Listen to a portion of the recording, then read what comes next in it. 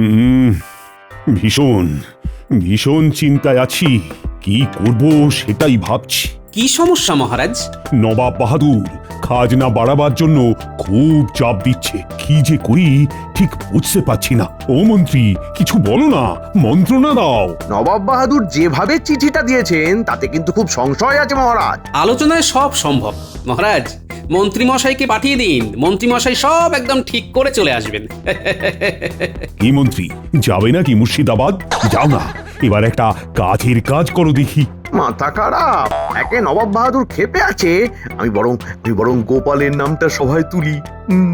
মহারাজ মহারাজ, আপনি তো মাঝে মাঝেই বলেন যে গোপাল অসাধারণ বোঝাতে পারে। হ্যাঁ, বলেছি তো, যার যেটা গুণ আমি তো সেটাই বলবো। মহারাজ, আপনি প্রথমে একটা পত্র পাঠান, দেখুন তাতে কি হয়, আর তারপর না হয় আলোচনার জন্য কেউ না কেউ যাবে। দেখো দেখো মন্ত্রী, দেখো গোপালের বুদ্ধিটা একবার দেখো। এমন একটা কিছু করো না যাতে করে তোমার জন্যেও এইভাবে আনন্দ করতে পারি। তাহলে ওটাই ঠিক হলো। আমি একটা পত্র দেব, তাতে আবেদন করব খাজনা মকুবের। তাহলে গোপালের কথাই রইল। আমরা আশা করতেই পারি যে মহারাজের পত্রে নবাবের রাগ প্রশমিত হবে। হ্যাঁ, তাহলে আজকের মতো সভার কাজ এখানেই শেষ হলো।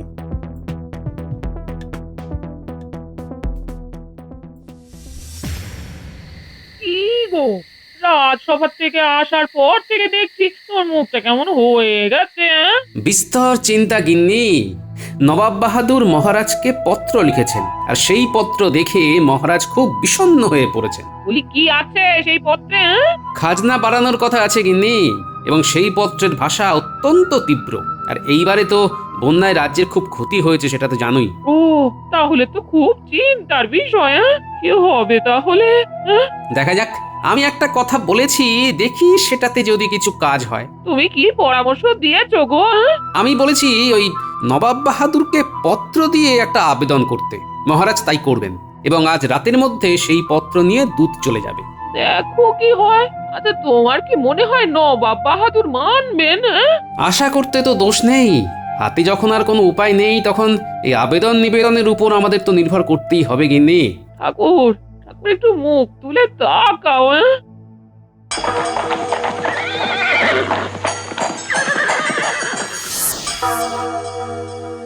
কি হবে জানি না। আবেদন তো করলাম, আমার দূত তো কাল সকালেই পৌঁছে যাবে।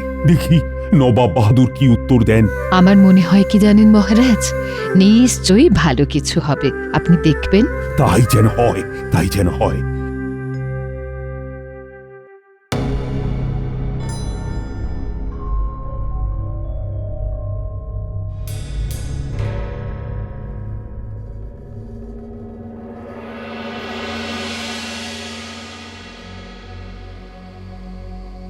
উজির, কৃষ্ণচন্দ্র আমার কাছে খাজনা মাফ করার জন্য আবেদন করেছে। কি করা যায় বলো? জাহাপানা, একটা কাজ হতে পারে যেটা করলে সব দিক সামলানো যাবে। ঠিক আছে দূত, তুমি সারা রাত ঘোড়সওয়ারি করে এসেছো, তুমি বিশ্রাম নাও, আমি জানাচ্ছি। এবার বলো উজির, তোমার মাথায় কি পরিকল্পনা এসেছে যেটা করলে সব দিক সামলাতে পারবো? বলছি জাহাপানা, বলছি। সেটা হলো, বুদ্ধির পরীক্ষায় যদি আপনাকে হারাতে পারে তবে খাজনা মাফ হবে, না হলে হবে না। আর সবাই মোটামুটি জানে যে আপনার উপস্থিত বুদ্ধি সবার চেয়ে বেশি। বাহ বাহ বাহ বাহ বাহ, ঠিক বলেছো। তাহলে কৃষ্ণচন্দ্রকে চিঠি পাঠাই। হ্যাঁ জাহাপানা।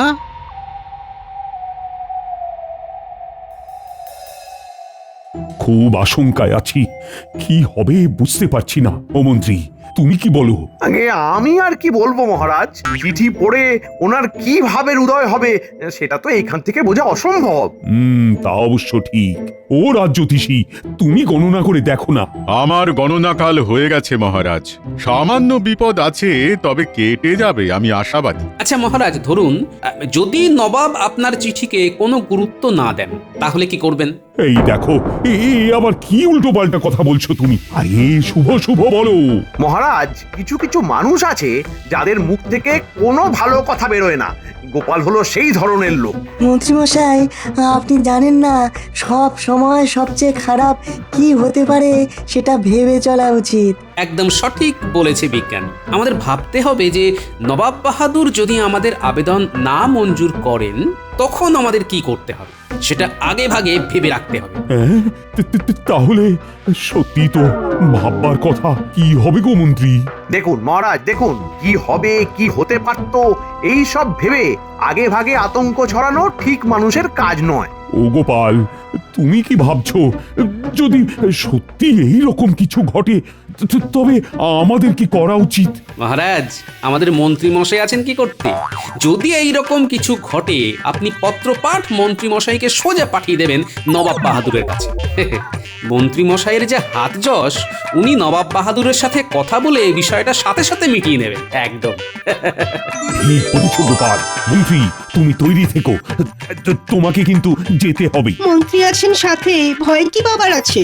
ক্ষমতা আছে হাতে, গরুকে তুলবেন গাছে।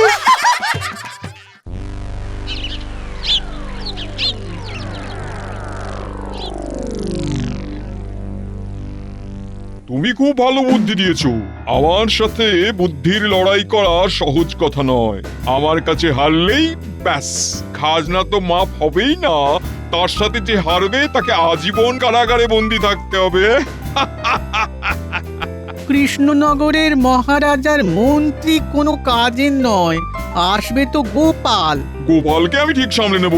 এসো এসো, একটু বুদ্ধিতে শান দিয়ে নি। তুমি আমাকে কিছু বুদ্ধির প্রশ্ন করো। জাহাপনা, এক চোখ বুঝলে 1 মাইল দেখা যায়, তাহলে 2 চোখ বুঝলে ক মাইল দেখা যাবে? আরে 2 চোখ যদি বুঝি তাহলে কিছুই দেখা যাবে না। না না না না, এটা ওই মন্ত্রীর বুদ্ধির মতন প্রশ্ন হলো। একটা গোপালের বুদ্ধির মাপের প্রশ্ন করো। গোপালের বুদ্ধির মাপ? দাঁড়ান জাহাপানা, দাঁড়ান, একটু ভেবে দেখি। পেয়েছি পেয়েছি পেয়েছি, একটা জটিল ধাঁধা, সমাধান করুন দেখি। বলো বলো।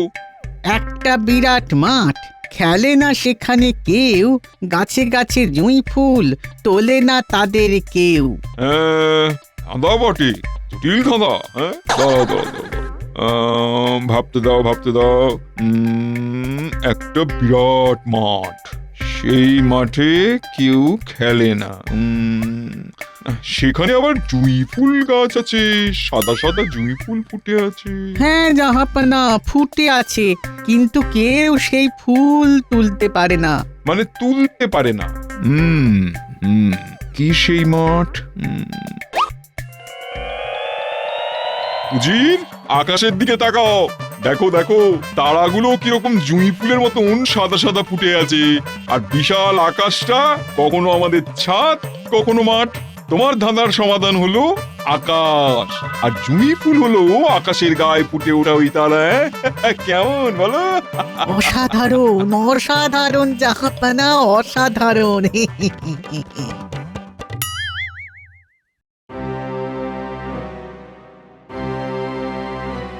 আপনাকে খুব চিন্তিত দেখাচ্ছে মহারাজ।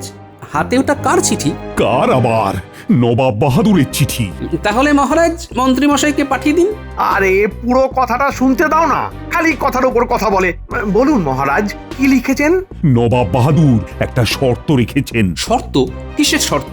নবাব বাহাদুর লিখেছেন তাকে যদি বুদ্ধিতে হারাতে পারানো যায় তবে খাজনা মকুব, আর যদি হারাতে না পারে তবে খাজনা তো মকুব হবেই না, বরং তাকে কারাগারে থাকতে হবে চিরদিনের মতো। এই তো সুযোগ। আমাদের বুদ্ধিমান গোপালকে নবাব বাহাদুরের মুখে ছেড়ে দিতে হবে। নবাব বাহাদুরকে বুদ্ধিতে হারানো অসম্ভব। মহারাজ, আমার তো মনে হয় গোপালকেই নবাব বাহাদুরের কাছে বুদ্ধির লড়াইয়ে পাঠানো দরকার। আরে এটা আপনি বলবেন, তবে মহারাজ আমাকে বলবেন যে গোপাল তোমাকে যেতে হবে। আমি তো যেতেই বলছি, আমিই যাব। দেখলে তো মন্ত্রী, গোপাল তোমার আগেই ভেবে নিয়েছে যে ওই যাবে। তোমার মন্ত্রণা। মহারাজ, আমি তাহলে কালই রওনা হই। তুমি জয়ী হয়ে ফিরে এসো এই কামনা করি। আর হ্যাঁ, বাড়ি যাবার পথে খাজাঞ্চির কাছ থেকে 100 মোহর নিয়ে যেও, ওটা তোমাকে পথের খরচের জন্য দেওয়া হলো। অনেক ধন্যবাদ মহারাজ, আপনি শুধু আশীর্বাদ করুন যাতে আমি জয়ী হয়ে ফিরি। আমার আর তোমার রানীমার দুজনের আশীর্বাদ সব সময় তোমার উপর আছে গোপাল। তুমি জয়ী হয়ে ফিরে এসো, মিত্র হিসেবে তোমার সাফল্য কামনা করি।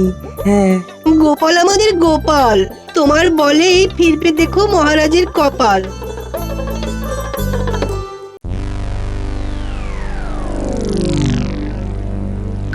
কি গো, এত রাতে কি গোছাচ্ছ? এই রাতে কোথাও যাবে নাকি? রাতে না গিন্নি, রাতে না, কাল সকাল সকাল বেরোবো, তাই এখন থেকে সব গুছিয়ে গাছিয়ে রাখছি। তুমি যাবেটা কোথায়? কাল সকালে আমি নবাব বাহাদুরের সাথে আলোচনা করতে যাব গিন্নি। মহারাজ আমাকে পাঠালেন। আসল ঘটনা কিছুতেই বলা যাবে না, বললেই তো কান্নাকাটি শুরু হয়ে যাবে। হ্যাঁ গো, তা মন্ত্রী মশাই কি বলছেন? আরে মন্ত্রী মশাই তো নিজেই আমার নামটা বললেন। বলো কি গো, তাহলে সুবুদ্ধি হয়েছে বলো? মানুষ কি চিরকাল এক থাকে গিন্নি? মানুষ তো বদলায়, তেমনি মন্ত্রী মশাইও নিজেকে বদলেছেন। যাকে এই কটা মোহর হাতে রাখো, বুঝলে? আমি যতদিন থাকবো না, বাজার দোকান তো করতে হবে নাকি? নাতি নাতনিদের দিয়ে এই কদিন একটু ভালো মন্দ কিছু খেও, বুঝলে? হ্যাঁ, আচ্ছা গো আচ্ছা, আমাদের জন্য তোমাকে অত চিন্তা করতে হবে না। তুমি যে কাজে যাচ্ছ সেই কাজের দিকে মন দাও গে। নাও, এই তোমার গোছানো হয়ে গেছে, চলো এবার রাতে শুতে চলো। অনেক রাত হয়েছে গো।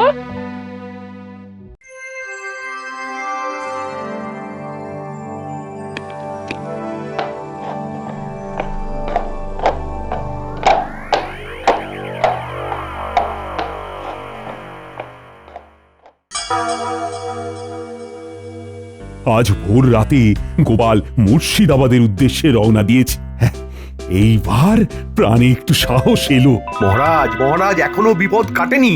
নবাবের বুদ্ধি ক্ষুরধার, নবাবকে হারানো খুব কঠিন কাজ। যদি খারাপ কিছু ঘটে বলা তো যায় না, গোপাল যদি হেরে যায়। আচ্ছা, তোমার মুখে কি কোনো কিছুই আটকায় না? সব সময় খারাপটা ধরে এগোনোর কথা বলা হলো, আমরা সেটা ধরেই চলি। মহারাজ, আমি কিন্তু খুব আশাবাদী। আমাদের সবার ওর উপর বিশ্বাস রাখা উচিত। হ্যাঁ, এখন কতদূর গেল কে জানে।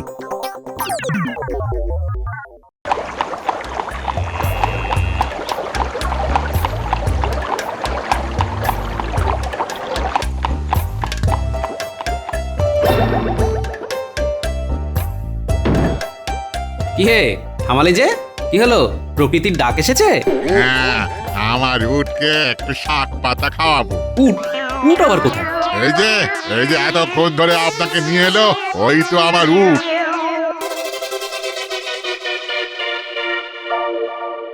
আরে, এটা তো গরু। আপনার ভুল হচ্ছে গোপাল দাদা, ওই আমার উট। এই উট, আয় শাক পাতা খেয়ে যা। গরুর নাম উট? এ তো কখনো শুনিনি। না, ব্যাপারটাকে একটু খতিয়ে দেখতে হচ্ছে। বুঝলে গোপাল দাদা, এইটুকু বয়স থেকে না আমার উট পোষার খুব শখ ছিল। বাবাকে বললাম একটা উট কিনে দাও, ভাইয়ের স্নেহ দিয়ে মানুষ করব। তারপর তোমার বাবা উট কিনে দিল। কোথায় আর দিল গোপাল দাদা, খালি বলে আজ দেবো কাল দেবো, আমি খালি কাঁদি। কি বলে কাঁদো? আমাকে উট দাও উট দাও বলে? হ্যাঁ গোপাল দাদা, রোজ বাবার কাছে মায়ের কাছে কাঁদতাম আর বলতাম আমাকে উট কিনে দাও উট কিনে দাও। অবশেষে কি হলো? দিল তো ছোট্ট এইটুকুনি। সেটা কোথায়? এই তো এই আমার উট। এমা, এটা উট কোথায়? এটা তো গরু, গাই গরু। না গো, আমার বাবা আমাকে আমার জন্মদিনে একে আমার হাতে তুলে দিয়ে বলেছিল, এই নে উট, এখন ছোট আছে, একে মানুষ করে বড় কর। সেই থেকে ও আমার কাছে উট। বাবা রে, এ তো পুরো মহাভারত। হ্যাঁ, বাবার কথা কি করে অবিশ্বাস করি বলো? সেই ছোট থেকে একে উট বলেই জেনে এসেছি। ভালো জানা রইল। চলো এবার একটা না উটের ঠ্যাঙে ইচ্ছে ডানা। হাট, চল উঠ, চল চল চল চল। তোমার গাড়িতেই আসবো কিন্তু। সে তো জানি গোপাল দাদা।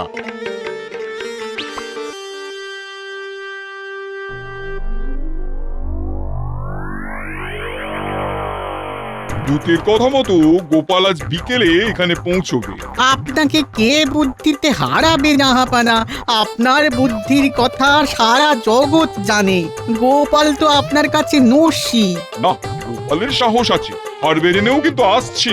জাহাপানা, গোপাল যদি হেরে যায় তাহলে গোপালকে কি আপনি কারাগারে বন্দি করে রাখবেন? হ্যাঁ, হেরে যাওয়া মানে শাস্তি পাওয়া। আমি এই বুদ্ধির লড়াই নিয়ে খুব উত্তেজিত। জিততে কার না ভালো লাগে, কি বলো উজির? সে তো ঠিক কথা। আর কিছুক্ষণ পরে গোপাল এসে পৌঁছবে। আমি গোপালের জন্য অপেক্ষা করছি।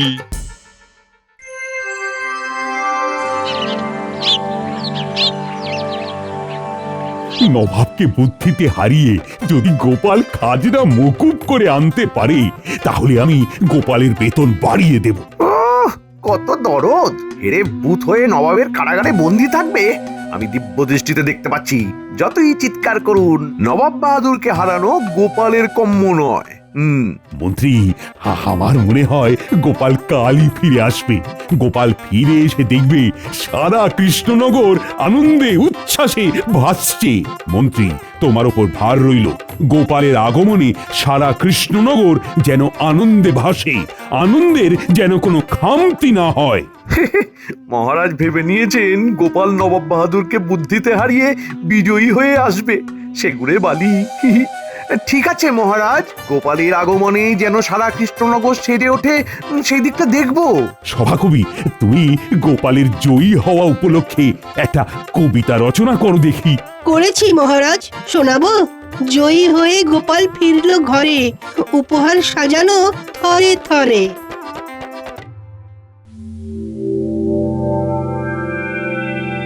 জাহাপনা, কৃষ্ণনগর থেকে গোপাল এসেছে, আপনার সাথে দেখা করতে চাই। ডাকো ডাকো, পাঠিয়ে দাও আমার কাছে। ওর জন্যই তো আমরা অপেক্ষা করছি। উজির, ব্যাস ব্যাস ব্যাস ব্যাস, গোপাল এসে গেছে।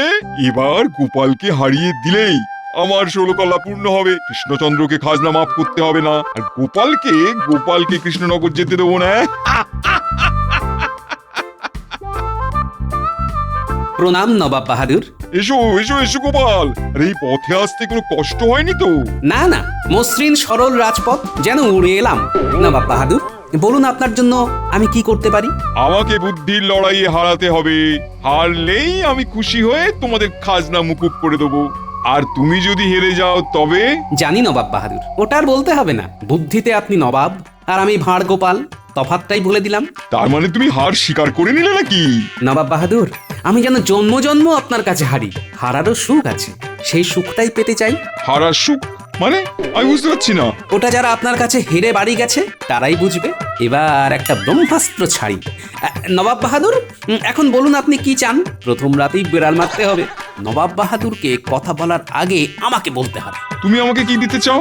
পারলে আপনাকে উটের দুধও পান করাতে পারি নবাব বাহাদুর। উটের দুধ? সে তো মরুভূমিতে থাকে, সে তো অনেক দূর। হোক না দূর, আমি যখন বলেছি তখন আপনাকে কাল সকালে উটের দুধই পান করাবো। নইলে আমি হার স্বীকার করে আপনার কারাগারে চিরকাল রয়ে যাব। ঠিক আছে, কাল সকালে আমাকে উটের দুধ খাওয়াতে পারো, তবে তোমাদের খাজনা মুকুব। গোপালটা যে এই ধরনের বোকা সেটা জানতাম না। দেখ যাক, খাজনা আর মাফ করতে হবে না। ঠিক আছে নবাব বাহাদুর। এই শোনো, আমাকে বোকা বানিয়ে লাভ নেই। উট বলে কার না কার দুধ আমাকে খাওয়াবে, সেটা হবে না। হবে না তো? আপনার লোক পাঠাবেন, তার সামনে আমি উটকে ডাকবো, উট আসবে, উটের দুধ দুইবে, আমি আপনার লোকের সামনে সেই দুধ নেব, তারপর আপনার কাছে নিয়ে আসবো। ঠিক আছে? তুমি কাল সকালের মধ্যে উটের দুধ আমার জন্য আনবে।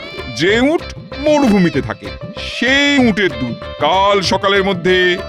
আচ্ছা, কি করে যাবে? কি করে যাবে? উড়ে উড়ে? তবে তো যে তোমার সাথে যাবে তাকেও তো উঠতে হবে। কাল সকালের মধ্যে আপনি উটের দুধ পাচ্ছেন। আমি মরুভূমি থেকে আনি কি সমতল থেকে আনি সেটা কোনো ব্যাপার নয়। উটের দুধ খাওয়া আর সেটা পান করা নিয়ে কথা। ঠিক আছে ঠিক আছে, তুমি এখন বিশ্রাম নাও। তুমি পথশ্রমে খুব ক্লান্ত। ধন্যবাদ নবাব বাহাদুর। প্রহরী, যাও গোপালকে বিশ্রামাগারে নিয়ে যাও। আচ্ছা উজির, এই গোপাল সুস্থ আছে তো? কোনো শোক তাপে মাথা খারাপ টারাপ হয়ে যায়নি তো? না জাহাপানা, মাথা খারাপ হলে মহারাজ কি পাঠাতেন? তা অবশ্য ঠিক। উজির, আমি এত সহজে জিতে যাব এটা তো আমি ভাবতেই পারছি না। তার মানে গোপাল সম্পর্কে যে সমস্ত কথা শোনা যায় সেগুলো সত্য নয়। আসলে গোপাল বোকা। তাহলে কাল সকালে উটের দুধ। এসো, এইখানে উটকে বেঁধে রেখেছে। ও ভাই গাড়োয়ান, তুমি কি উটের দুধ দিয়েছো? না, এইবার দুইব। আপনি পান করবেন গোপাল দাদা? না, আমাদের নবাব পান করবেন তোমার উটের দুধ। ভালো তো। ভালো মানে এত ঘন আর সুগন্ধওয়ালা দুধ আপনি কোথাও পাবেন না। আমার উটের দুধ হচ্ছে সবচেয়ে সেরা। কই তোমার উটকে নিয়ে এসো দেখি। আয় আয় উঠ, আয় আয় আয় আয় আয় উঠ, আয় আয় আয় কাছে আয়, কাছে আয় আয় আয় আয় আয় আয় আয় আয়, এবার তো দুধ দুইব। হ্যাঁ হ্যাঁ, লক্ষ্মী মেয়ের মতো দাঁড়িয়ে থাকবে কিন্তু। হ্যাঁ হ্যাঁ হ্যাঁ। এই, এটা উট কোথায়? এটা তো গরু। একদম ভুল কথা বলবেন না, এ গরু নয়। এই ছোট্ট কাল থেকে জেনে এসেছি এ আমার উট, আর এখন আপনি এসে বলবেন এ গরু?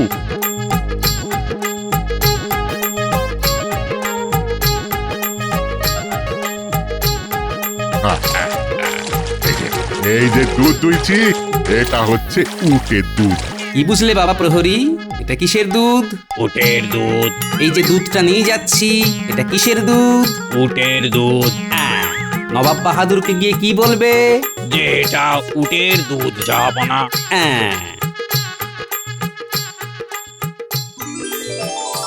সত্যি গোপাল, এই তোমার জবাব নেই। আমি আমার বুদ্ধি নিয়ে অহংকার করি, কিন্তু সত্যি তোমার কাছে আমি কিছুই না।